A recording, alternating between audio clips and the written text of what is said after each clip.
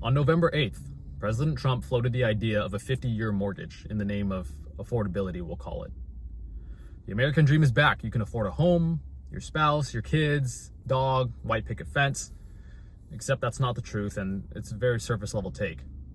In this video, I will show you the mathematical comparison between a 30 and a 50-year mortgage and why it's pretty contradictory towards the idea of affordability.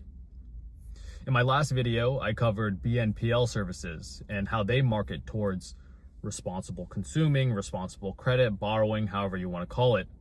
But again, contradicting, because they depend on their consumers to have this, we'll call it a negligent mindset towards future financial commitments. For the assumptions of the 30 and 50-year mortgage comparison, I'll be using the median price of the home in US, which we'll call it $420,000, and an interest rate of 6.3%. We'll also assume a 10% down payment. Now, to the right of me, your left maybe, you can see that the calculator shows a difference of $265 a month. Moving down the calculator, you can also see a $400,000 increase in just interest payments alone. Please make sure, or we'll increases on the 50-year, of course, but please recognize the fact that the longer term of borrowing usually indicates a higher interest rate. Now, that's due to reasons like a higher chance of defaulting on the loan or the opportunity cost that the lender faces when giving you the money. So, at the end of your mortgage, looking at the entire picture and not just monthly payments, because saving $265 a month sounds great until you present the caveat of $400,000 of extra interest. And well, just to own a $420,000 home, you'll see that you need just north of $1.2 million. And this doesn't include any taxes or insurance. Doesn't sound like a great deal anymore. Your payoff date on the 50-year mortgage, assuming you buy today, next month, whatever the closing date is, 2075. Now, not only can you pass down your favorite pieces of jewelry, all the family heirlooms, you can also pass down your mortgage to your children. Isn't that fun? Now, okay, I'm sorry, but on a serious note, our entire economy is moving towards this renting type.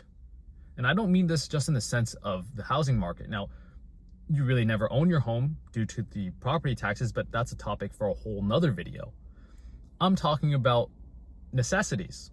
Let's say your car payment, you pay your car, you get your car note, or you get your pink slip, let's say, and you still have to make these annual payments for registration. And if you don't, it could be impounded, etc., etc. Other things include software. There was a time where Microsoft Office was a one-time purchase, and they do still have the perpetual license that you can purchase, but it's extremely unattractive compared to the subscription base. And I've never met anyone or even an entity or firm that has the perpetual license, but if you do, please let me know, because I'm intrigued.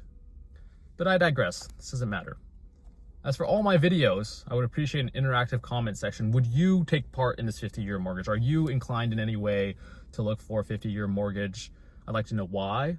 I'd like to know, the area you're looking at. Maybe the city's really good ROI. I can't think of a good reason to have a 50-year over a 30-year. Now, if I'm missing something that's less of a quantitative manner and more of a qualitative, I'd also like to hear about that. Please indulge me. That's all for today. Thank you for listening. I wish you all the best. Wish you your best in your physical health, your mental, your financials. Have a nice day. Take care.